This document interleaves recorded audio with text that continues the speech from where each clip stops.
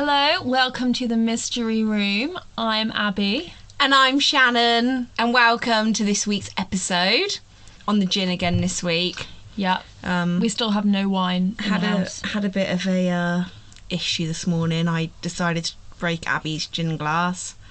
Yes. So I've stolen Shannon's. But I have ordered her a new one, so it's all fine. Yeah. I mean, you do have another one downstairs. Yeah, but I like this one. It's all fancy. Okay. It's all shaped all fancy. Okay. But I'm on pink gin, Gordon's gin, and tonic, obviously, because of my psychopathic tendencies. I tried a little bit yesterday because she had one last night as well. Are you making me sound Yeah, that sounds really bad. God. She had a gin last night as well. I'm not even doing a podcast. She had a gin. And I thought, oh, that looks nice because it's like red. I was like, oh, try a bit of that. Had one little sip and I generally felt like my bloody mouth was burning. It felt like the devil was being like cursed out of me with like holy water or something. It was horrible. It's a bit of an exaggeration. All right. It's not. It is. We get you don't like tonic, okay? I get I'm a psychopath. And I've got rhubarb gin and ginger ale. But do you know what I really fancy? A coffee. All day, all I fancy is coffee. It's 9:30 at night. Yeah, I know. I'm not going to have one now, but I do. Right, let's get into the podcast because this is going to be a long one, and it is going to be a two-parter. Yeah, it's definitely going to be a two-parter because there's just so much information on this case. So this week it's a little bit different. So obviously we usually do like really like unsolved, but this case actually currently has someone serving a life sentence. So there is so much speculation over this case, many wondering if that the young man serving a life sentence is actually guilty or if he's been wrongly convicted because of the colour of his skin. People believe that there are two victims and one truth. So who killed Jill Halliburton Su? This is dubbed as one of the weirdest murders in Florida history. It was a gorgeous sunny day in South Florida. No cloud in the sky when Jill and her husband, Dayonte Su, arrived back from a 2-week trip from Malaysia. Their son, Justin Su, picked them up from the airport on the 7th of September 2014 and dropped them back at their home in the gated community in Davie, near Fort Lauderdale in Florida. The next morning, Justin Su left for college at 9:45 a.m. and Dayonte Su got up and decided to go to work. He was a university professor at the University of Florida. He left the house at around 11:31 a.m., but this would be the last time he would ever see his wife alive, and what would happen while he is at work is terrifying. Jill, who was 59 at the time of her murder, was the grandniece of the founder of the oil empire Halliburton Oil. She was a lovely woman, well respected, often volunteered, and made newspapers into audiobooks for blind people to listen to. I think that's adorable, honestly. I'm just saying how touching that really is. I wonder if she put like every single newspaper going and just... Could you imagine sat there for ages, like, you know? The amount of time you'd have to dedicate And imagine, to that. do you remember when The Sun used to have page 3? And on page 3 there is a naked woman. I forgot about that. Could you imagine if that... Oh my god. Do you know what, right? I don't know if your dad ever used to buy those newspapers when you were a kid. No. And I would be scarred opening up that newspaper as a child and seeing a naked woman. Because I was like... My mum used to read The Sun. Yeah, but... it's fine, but it's like we when you don't get like to page The Sun anyway. 3, The Sun is just horrendous. Like, it is, as yes. like newspapers go, they are just horrendous. They are. They really are. But yeah, no, it is quite scarring. Yeah, like I was thinking to myself when I was younger. Obviously, I don't know, but I was thinking to myself when I was younger, why is my dad reading a newspaper with a naked woman in it? Sorry, Dad, if you're listening to this. Oh my god, that's why I didn't want to say anything. I just sat there going, Pat's gonna listen to this, and I just sat there going, nice. On the 8th of September 2014, the blonde 59-year-old was brutally murdered in her bathtub. Police reports state Jill was stabbed over 25 times. Overkill. Yeah. And what do we know about kills like this? Usually very personal. Yeah. Like, gives us a feel that the person that killed Jill knows her and has a connection to her. Yeah. Because if you didn't know someone and you were going to murder someone, you wouldn't kill them like that. You wouldn't stab them over that many times. And it was like in personal places as well. Like I think it was like her neck and her torso.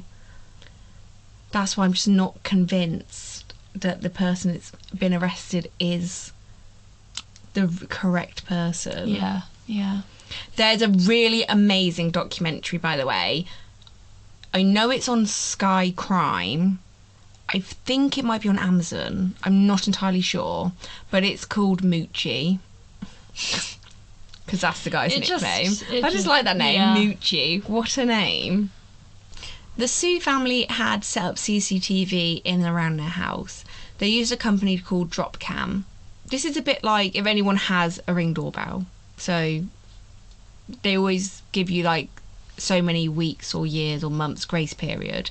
So with Dropcam, they gave you a 14-day grace period where you could, in these 14 days, you can look back at old footage.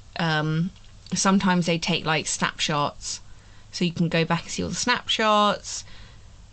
But after these 14 days, you have to pay a subscription fee, or you lose all these rights. So you wouldn't be able to go back. If someone like knocked on the door, you wouldn't be able to go back and be like, oh, there's Jim delivering my parcel. You wouldn't know. So I don't understand anybody. If you're going to buy CCTV, you'd obviously buy the subscription, because what's the point? Yeah, exactly. I mean, I think they got it before they went on holiday. I think because their son Justin lives with them, I don't think they trust him, basically. So I think they set up the cameras to see what he was doing. Yeah, but you'd still want to record it. Yeah, that's what I mean. Well, they were, weren't they? When they got back, it was day 15. Oh, yeah. So yes. The day of the murder, this is when everything, like all the CCTV stopped, basically. So Nanya Su was at work for only 45 minutes when he decided to look into the drop cam footage at home. And this is when he noticed that somebody was playing around with the camera, and then suddenly it just went blank, like it had been disconnected. He called his son straight away and asked if it was him messing around with them, because he's been known in the past to mess around with them. Justin told his dad that he was at college and it wasn't him. Nan Yosu asked his son to go straight home and to check on his mother. But what Justin would come home to was every child's worst nightmare. Justin told police that he went into the house, past his room, but he had noticed that one of his drawers were opened. This drawer contained hundreds of knives, which Justin had collected over the years. He mentioned that it was strange as he never left it open. He then carried on through the house and he found the camera in the kitchen had been ripped off the wall. What I don't understand is, if he was sent home to make sure his mum's okay, why is he going all through the house? Like, wouldn't you go in and be like, Mum? And if she didn't answer, you'd go and find her. Like, why would he walk past his room first? Like, if I come home and I saw... Especially if his dad said, there was like a weird person on the camera footage. Yeah. Because you can watch the footage live, you just can't go back. Yeah. So... and I also find it very odd that he logged in at the exact time that somebody was in his house. Yeah. I don't know. I just find it... Very coincidental. Yeah, it's all very odd. So Justin then went to his parents' room and there was no sign of his mum. But then he reached the ensuite and he found Jill's body in the bath. He dialed 999 immediately. He first told the operators on the phone that he said that his mother had killed herself. But then he quickly realised that Jill had been tied up, gagged and stabbed over 25 times. So he quickly told the operator, "My mum's been murdered." He then went on to say, and I quote, "What is this in here?" And he was rooting around in the bath and he was like, "It's one of my knives." So someone had gone into his room, taken one of the knives out and supposedly used it on his mum. But then I don't know if you'd leave a murder weapon in the bathtub. I don't know. Odd, very odd. So when police arrived, they said there was no forced entry into the property and the place had been ransacked, but there was nothing taken. So at first they were thinking maybe it's a robbery gone wrong, but not a single item was taken from this house. There was wads of cash just laying around and that wasn't taken either. So this made the police look close to home And this is when they take Nan Yo and Justin Su in for questioning. And this is where it starts to get very, very interesting. When the police interviewed her husband, he told the officer that he had saw a man enter his home with a white cloth on his face, and he looked white. And that's why he called his son to see if he was messing around with the cameras. The police's main suspect at this time was Justin Su, seeing as it was his knife used in the murder, and the knife which was found in the bathtub with Jill had Justin's DNA on it. He was first to the scene, and even his father said he saw a white man. Nan Yao kept saying that he can't remember, and his memory was really bad to every question that he was asked. Yeah, so it's been known that if someone is given an interview and they're a bit like, oh, I can't remember I did this, I don't know what time I did that, it's more likely that they are being honest, because you don't know you don't know exactly what you've done during the day. If someone said to me, what did you do today, I'd be like, I think I did this, I think I did that. Yeah. Whereas if someone sits and they go, at 12 o'clock, Yeah, when I you was really doing this, over-explain it. That's what I mean. yes. It just doesn't seem realistic. But then it's also, I just think, is he playing, oh, I'm an old man, I'm really forgetful card? Yeah. That's the question. I think it's really hard to...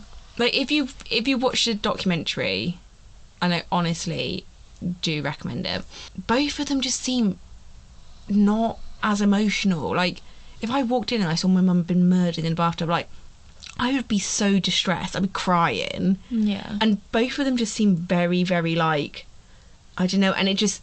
Was it this does... a documentary? Yeah, and it does seem like Dayonte Su is really trying to give up his son. Oh. Like, really trying to be like, look at my son, look at my son. And it just makes me think, like, why are you so... Like, why are you trying to feed the detectives your son? Yeah. Yeah. Like, what do you know? I don't know. It's just a really weird case. It's such an odd case. Like, so much goes on. Interesting. And I do find it odd that the knife that was used as the murder weapon only has Justin's His DNA. on it. I mean, obviously it was his knife, but if someone else had used it, surely it would have some other fingerprints on it, Yeah. not just his.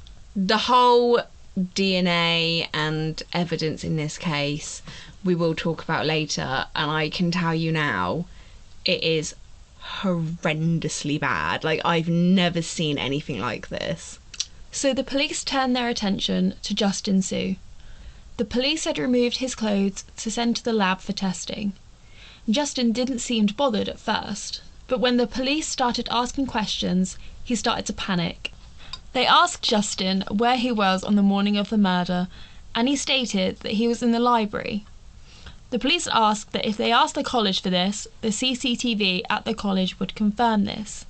And he later changed his story and said, "Oh no, I was asleep in my car." This happened a lot while questioning Justin. He would say one thing and then change his story when he couldn't prove he was in that location. After 14 hours of questioning, they released both Nan Yao and Justin, as they didn't have enough evidence to arrest either of them. 14 hours doesn't seem like a lot. It doesn't. I'm pretty sure, don't they have like 24 hours holding period? I think it's more than that. Oh, is it? I might be wrong. I thought it was like 48 or 3 days. Or 3 days. Yes. But that's what I mean. 14 hours just doesn't seem, especially like at the time, Justin was their only suspect. yeah, and they had a knife with his DNA all over it. And they're just like, nah, we haven't got bye. much on you. Just, you know. Hmm. So, Justin was known to have a heavy drug habit, often taking DAB, which is concentrated marijuana. But it's 80% THC, which again is just cannabis, but it's a very strong percentage of cannabis. That is a lot. And obviously people do know, like, I know people are very much like, cannabis is good for you, it's medical and all this. But it can Surely also... too much of it. It can also make you, like, very, very paranoid. It can also make you quite aggressive, especially if, like, you're taking it heavily like Justin was. And they say that anything over 20% THC is considered, like, high. So, like I said, 80% is a lot. Yeah, that is a lot. I will post some photos. I couldn't find any online, so I took photos from the documentary from my telly, so the picture quality is not going to be the best. But the police found so much drug paraphernalia in their house, in Justin's room. So I'll show you a picture. There's like 4 of them, so I'll try and like put them all together. And he often forgot about like a lot of things and his movements because of the amount of drugs he was taking. So this just is getting more and more suspicious of Justin. It's really weird you say that. Like, we'll carry on because your mind might change halfway through. Because when I first started like researching this case, I was so adamant. I was like, yep, Justin. But then later on, my mind kind of got a bit swayed. So, but in part 2, you'll sit there and you'll be like having other thoughts. I guarantee it. So you need to stay tuned because it's not just you think you know who it is straight away. Obviously, we don't know exactly who it was, but we have our theories. Yes. So detectives looked into this case and they originally confirmed that it doesn't look like a home invasion because there was nothing taken. Yeah. If it was a burglary gone wrong, they ended up killing her because they didn't want her to see them. And I just think, like, if a burglary gone wrong, you wouldn't stab someone over 25 times. It would be a very quick kill. Yeah. And you would still steal things. You would still take as much as you can. Exactly, yeah. They also said that the way that someone had entered the house, so the point of entry, it was just a window slightly broken. No, it wasn't like massively big enough for someone to get through. And it was right next to a door. So it's like everyone was saying, like, why didn't they just break it, unlock the door and then go through the door? Yeah. Why did they break a window to try and squeeze through? And then they were saying, like, unless someone locked the doors when they left. But then if you're doing a home invasion and then you've murdered someone, you're not going to sit there and think, shit, I need to lock the doors on my way out. You know, this is a very nice community. Yeah. They lock their doors. I need to make sure I lock my doors. But there was no keys missing either. So... And there was no keys found outside, which obviously if you lock the doors, how polite though would that be of a person, like a murderer? I've locked a door for you so no one else comes in. Like, there's a massive hole in the window, but I've locked your doors. Don't worry, I've stolen everything as well. Yeah. But, you know. It just feels like someone's gone there to murder her and make it look like a home invasion. That is a poor attempt of making it look like a home invasion. I'm sorry. Yeah. And I know it's funny, but, like, there was a massive lake behind their house, so they had, like, big gardens. Obviously, like, these people in these gated communities, they had huge gardens. And at the back was, like, a lake. So even if you wanted to pretend it was, like, a home invasion, at least throw some stuff in the lake. Yeah. But apparently they searched the lake as well for, like, any evidence, but there was nothing there. It just makes me, like, wonder how someone got into this gated community and out again without being spotted. Yeah. And the fact that the Su house isn't like the first one on the lot, you would have to go through 3 other gardens to get to theirs. So someone would have had to hop, like, I think it was like 3 fences and 1 bush just to get into their garden. And their back garden and the back of their house look exactly the same as their neighbour 2 doors up. So why did someone target the Su's house especially? Yeah, well... It just doesn't make sense because it's just like... I think we can obviously say that this was a personal kill, so I think she was definitely targeted. I reckon she was definitely murdered by someone she knows. Yes, yeah. I just don't see it. And we have to remember, obviously, that Dayonte Su, in the police interview, said that he saw a white man. Like, you need to remember that. So we spoke earlier about Jill being stabbed over 25 times. And Chris Ferguson, who is the co-chairman of psychology, said, if you're seeing 20 to 30 wounds, especially on the torso or neck, which are rather sensitive areas, this indicates that someone kept stabbing for what is more than necessary, and it determines a closeness to the victim. And there is an emotional connection and is usually angry at the victim. Which is like what we said earlier. So obviously this guy who is chairman of psychology literally confirms what we said. That this kill is personal. Mm-hmm. So can we say that because of Justin's drug habit, he was on a massive high this day, and Jill made a comment to him and he lashed out and killed her? Maybe. Because I feel like she's quite like a respected person. Like, she is. Like, people have said that she's a respected woman. Who would have a reason to kill her if she did so much for so many people? That's what I mean. Other than, from the sounds of it, Justin. Yeah, because it's like, I don't know, it's just all very, very odd. Obviously, we're going on to talk about more suspects, but right now... It just points at Justin, and I don't know if it's because of all the drugs he takes, but he's a very unemotional person. Only when they start accusing him does he start getting all, like, irate and angry. But before Defensive. but before that he just sat there, legs crossed, arms crossed, in his little white jumpsuit that they gave him because they took his clothes. Yeah.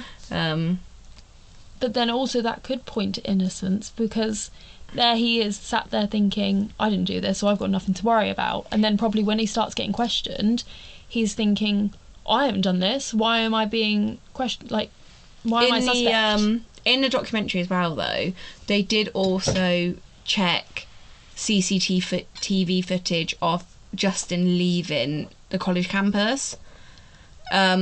And they did this a lot. So these are the defence attorneys for our suspect, who is currently serving life in prison. They actually reenacted some of the routes. So they reenacted how long it would take Justin to get from the college campus to the gated community. So they were like, oh, Dayonte Su called Justin at like 12:10 or 12:30, I think it was. And then he got home within like 10 minutes. So they did the drive to see how long it would take them. And it did only take like 10 minutes. So they were like, oh, he could have got the call and then got home at this time. Right. But it's just, I just don't understand how you can kill someone in like 10 minutes and run away and not be seen. How did he manage to... Because if you stabbed someone that many times, you would... You'd be covered in blood all over you. Yeah, this is another, like, we'll move on to this later, but someone did pick this up. They were basically saying, like, whoever killed it, their DNA would be everywhere. Yeah. Because of how much blood there is. Exactly. And if said person drove away, which they claim they did, surely there would be blood all in their car. And surely she would have been fighting back, so the person would have had defensive wounds all over them. Yeah, because a neighbour said her dogs were barking, so her house looked right opposite the Su's house, and her dogs were barking, so she walked over to her window, and she basically saw someone dragging something in to the house at about 12:15. Oh. And they just thought maybe it was like someone was like dragging a parcel in. And I was just like, what? How? I'm sorry, you've been able to tell the difference between a parcel and a body. So the police reckon it's Jill tried to get away. She got outside and then the person dragged her back in the house. Oh my god, that's so sad. Yeah. But then I think if someone saw like a black guy committing this crime, dragging Sue back into the house, I am pretty sure people would be like, yes, it was a black guy. Seeing as like a lot of people in this documentary in the gated community are white people. Yeah. I'm sorry, but the neighbour would be like, yes, I saw a black guy dragging her in. Yeah. But she never said that. She just said, I saw someone. So it just makes me think like, was it a white guy? I honestly do. I genuinely do think they have got the wrong person. I am 100%. I honestly, in a couple of years' time, if it turns out that this guy serving life in prison has been released because he's been wrongly convicted, you heard it here first. You heard it at the mystery room first. And hire me and Abby as PIs because we've got this shit on lock. Yeah. So we're going to talk about... I need to get back to the podcast now because this case I love this case so much. I've got so much to say about it, but let's get back to the details in hand. Yeah. So the evidence that was collected at the scene was sent to Broward County Crime Lab, and it came up with a match to a 22-year-old man named Dayonte Resiles. He was also known as Moochie. Can we call him Moochie? Yeah, we can call him. Yeah, we can call him Moochie because I feel like that's what he calls himself in the documentary as well. Yeah. So here we go. You have now met the poor man who is currently serving a life sentence. So Moochie had a history of breaking into rich people's homes, and he was often stealing money or expensive stuff and then selling them on. And then he would give this money that he would receive from all this stuff, or the money he's got from house, and he would give it back to the poor people of Florida. He came from like more of like the poorer end of Florida, and he wanted to give back to his community. And maybe, yes, he did it in the wrong way, but he would only go and steal money and stuff to sell to give his friends and family money to help them out. He would never ever had a history of killing anyone. Yeah. And even his mum, and like, I know she's biased because it's his mum, but even like everyone in the documentary was like, no, he's a really nice guy, and they like dubbed him as like the Robin Hood basically of their community because he would like steal from the rich. I think he's hilarious. Like in the documentary, he is just really funny. Like, you need to watch the documentary because then you like sit there and you're like, do you know what? I actually believe this guy. Usually I'm sat there going, no, you've definitely done it. But there's just something about this. I'm just like, no, I do. Honestly, Yeah. I feel very, very personal. I feel like I know these people now. You don't jump from doing just burglaries to then being To killing someone and stabbing them. overkill. Yeah, Well. killing, like stabbing someone 20. You don't do that. I'm sorry, No. you don't. It was also found that he actually broke in, like, so he got caught before, obviously, because he's got a history. And the only reason he got caught before is because he went to break into someone's house, realised there was someone there, and he ran. He didn't, like, if he had done it before, he would have surely killed someone else before. Yeah. Yeah. That's what I mean. So, like, why has he suddenly gone from running away to now killing someone? Yeah. So his DNA was found on 2 items at the crime scene, which was a knife which was found outside. So it was like a purple knife. It wasn't a murder weapon. I'm not really sure why it was there. And then a green belt from a dressing gown, which was, again, by the front door. So the Broward County Crime Lab during this case actually ended up losing its accreditation due to its long history of unethical practices. So basically what they would do is they would take the DNA from the scene and compare it to the DNA-based database. And if they didn't get like an exact 100% match, they would find the closest match to that DNA and go, yeah, this is the person. So basically, it's never actually proven if Dayonte's DNA 100% matched, or if it was just the closest one that they could find. So surely this should be thrown out. This is what everyone was saying, like, surely this is the only evidence of Dayonte that they had from this crime scene. This is it, just these 2 bits of evidence. There was no more of his DNA anywhere in the house. Yeah. Not even on Jill. Which you So would think, surely, if someone, yeah. if you like, he's tying her up, dragging her in. There would be some DNA somewhere on her. They did say they did find a few of his fingerprints, which obviously you can't really rule out. But again, that if you were going to kill someone, your DNA would be on that person. Mm-hmm. And then it's like they also found a Gatorade bottle in one of the bedrooms that had no one's DNA on it. So it didn't have his, it didn't have the family's. It was like an unknown DNA, and there was so many unknown fingerprints that they found there, and they don't know who they belong to. But this blood DNA and the DNA they got off the knife and the robe, basically you could turn around now and say any DNA they received at this crime scene should be admissible in court. Mm-hmm. Because it can't stand, and the lab that they used now aren't accredited because this is the sort of crap they pull. I don't understand how they did that. I don't know how they got away with it for so long. So Dayonte's defence attorney, Alari, said that a crime scene this bloody would have DNA all over it. So it's odd that his DNA was only found on 2 items in the whole house. It was also questioned how did Dayonte get into this gated community and out again without anyone else seeing, which is what we already spoke about? When police arrested him and told him that he was being arrested for the murder, he said, and I quote, "I thought it was a dream and couldn't believe what they had said that day, but it changed my whole life and now my future is going down the drain."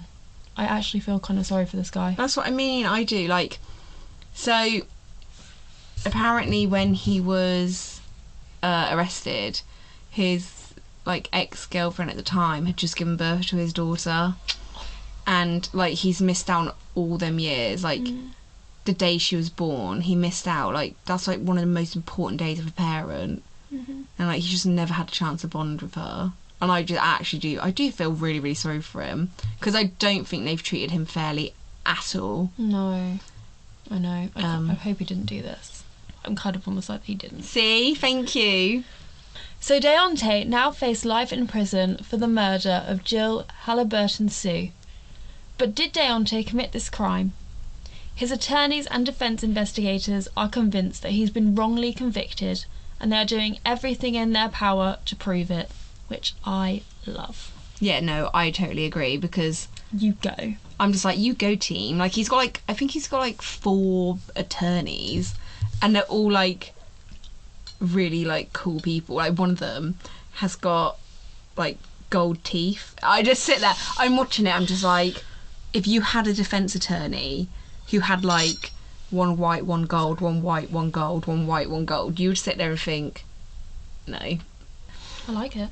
But I'm just sat there going, yes. Like if 4 people are willing to stand up for him. So a lot of them are like public defence attorneys, because like I said, they come from like a poor background, so they haven't got fuck tons of money. Yeah.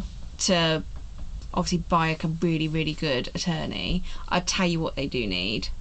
That woman from Making a Murderer. But yeah, I just think it's amazing that all of these people, and they do so much work, they do so much investigating.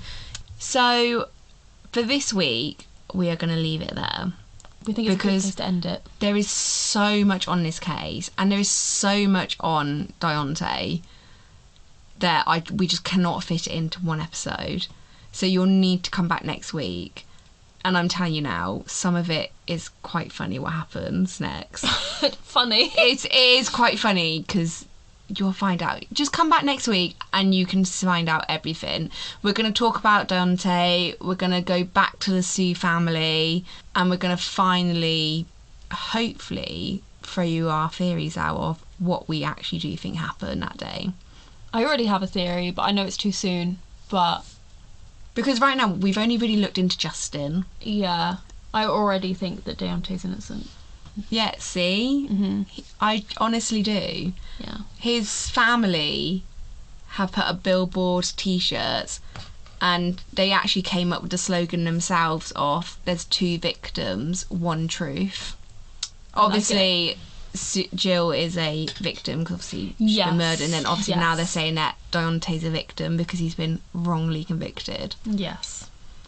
So if you want to find out more about this weird case, then join us next Friday to find out more. We're very sorry about last week's technical issues. If you saw it on our Instagram, basically what had happened is we had recorded, we lost half of the episode, it just all went, so we had to re-record. But then for some reason halfway through, one of the mics just didn't pick up any sound, so Abby sounded really, really quiet. Yeah. But hopefully this week it sounds better. Yeah.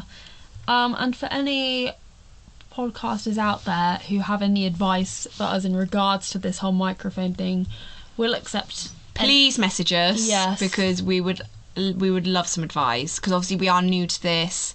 This is only our 4th episode. Yeah. So yeah, we'd love some support. Yeah. From anybody out there. And any software that you use, because we're really struggling to find a software that will help us edit and record And like we are in quite a small room, so we do have to sit quite close together. It's very cozy in here. It is very cozy. It's really hot, and I think in the summer we cannot sit in here because I will be roasting. I think I will die in this cupboard, and then it'll be who murdered Shannon in the cupboard, and I'll be like Abby because she's making me sit in this small ass cupboard, and it's so hot. Like I am roasting right now. I'm not gonna lie though. You've got a blanket. You've got an hoodie on. Like. Don't wear as many layers, woman. Yeah, but it was cold last week, and there's no way we're going to fit a fan in here as well. The good old British weather, that is. Oh, it's so... Sudden change in temperatures. I made a comment just a minute ago going, oh, it's raining, it's lovely. There's just something very satisfying about listening to the rain hit on the window. Yeah, I find it so annoying. I love it. Everyone says, oh, I love the sound of rain. I love the sound of rain on tents as well. Have you ever been camping? I feel like that's not for you. It's not for me at all. I hate camping. No, it's alright in the summer. Although I woke up one time and I just had loads of bugs in my mouth. And like my mum and dad wouldn't let me brush my teeth. I was like, you need to eat your breakfast first. I was like, that's disgusting. I'm eating flies. Like, that's disgusting. Let me brush my teeth. That's actually disgusting. I know, so that's why camping isn't for me. It's not as bad as the time when we fitted like 4 people in a 2-man caravan because it was too wet to put the tent up. And the bloody roof, and like the little sun roof thing. Oh yeah, like the little skylight. Yeah. So I'm laid on the floor in the walkway because everyone else had the beds. So I'm on the floor and I'm like, I'm getting wet. And they were like, it's just the condensation. No, I'm getting wet. So they opened up the sunroof and I was like, no, I am still getting wet. And they went to shut the sunroof and it was, fuck, it's gone. Like, this thing had blown off and I'm literally laid in the middle of the bloody walkway getting wet. And I'm like, thanks, great, brilliant. That is so funny. Honestly, horrendous. You can laugh about it now, yeah, but at the time, I would have been like, for fuck's sake. I wasn't even in a tent. I was in a bloody caravan and it was just horrendous, literally horrendous. And because I'm the youngest, yes, I get shoved on the floor. Oh, it's always the way. I really thought that Callum, being the middle child, would have been stuck on the floor. No, Callum's favourite. Golden child. It's because he I know what that is, because I am one. Really steered off then, but yeah, loving this weather. Do love the rain. I don't want to be in it, but I do like listening to the rain. So yeah, anyway, we are sorry about last week's technical difficulties. We're hoping from now on we will be on one account on Spotify. We are aware that right now there are 2. We are trying to get our older one removed, so it's the mystery room with an exclamation mark, but that is not our account anymore. It's just the mystery room without an exclamation mark. Yeah. And very that will be our permanent account from now on. Yeah, that's where all our episodes will post to. Yeah. So please go and like and follow because we've lost... And review again because we have lost all our reviews. I know people probably sat going, you didn't have that many anyway, but it doesn't matter. Every little helps, as Tesco says. It does. We did have quite a few ratings and now we've lost them all. So please go and rate and review again and follow. Yeah. And follow us on the socials. We are the Mystery Room the Pod on Instagram and the Mystery Room Podcast on Facebook. And also don't forget Patreon as well, where you get early access to our episodes. Obviously we don't have any Patreons yet. Yeah, we don't have any patrons so at the moment. We haven't released them early yet, but when we do get at least one patron, you will get it early. On Thursday. And you will get a massive thank you from us. Whoever signs up first will get a shout out. Yeah. Okay, so rush to sign up. Thank you. Obviously we will shout out all of them. Imagine being the first one. Yeah. We hope you enjoyed our part 1 of this case. And we will see you next week for part 2. Enjoy your weekend. Yes, drink lots of gin with tonic. With lemonade. Bye.